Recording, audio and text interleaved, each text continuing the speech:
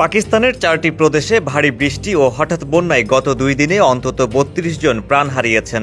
পরিস্থিতি আরও খারাপ হতে পারে বলে সতর্ক করেছে দেশটির জাতীয় দুর্যোগ ব্যবস্থাপনা কর্তৃপক্ষ এনডিএমএ। সবচেয়ে বেশি ক্ষতিগ্রস্ত হয়েছে খাইবার পাখতুনখোয়া প্রদেশটির দুর্যোগ ব্যবস্থাপনা কর্তৃপক্ষ পিডিএমএ জানায় শুক্রবার 17 জন এবং শনিবার আরও 2 জনের মৃত্যু হয়েছে। চারসাদ্দা জেলায় পাহাড়ি ঢলে একজন ভেসে যান, পরে তার মরদেহ উদ্ধার করা হয়। সাংলা অঞ্চলে ভূমিধসে প্রাণ হারিয়েছেন একজন নারী।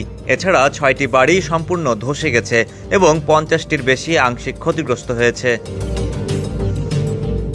পাঞ্জাব প্রদেশে শনিবার ছাদের নিচে চাপা পড়ে 5 জন, যাদের মধ্যে 3 জন শিশু।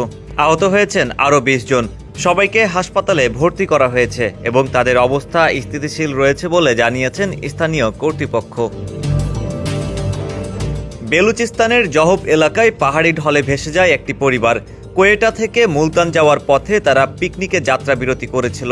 প্রবল স্রোতে পরিবারের 4 জন নারী ও শিশু মারা যায়, বেঁচে যান একজন নারী ও গাড়ি চালক।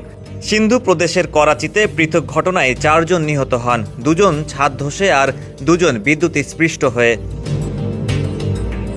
মাঠের অলরাউন্ডার আমি, আর ঘরের allrounder Tylox. Tylox toilet cleaner, clean মানেই টাইলক্স। এদিকে এনডিএমএ জানিয়েছে রোববার থেকে সোমবার পর্যন্ত আরও ভারী বৃষ্টিপাত হতে পারে।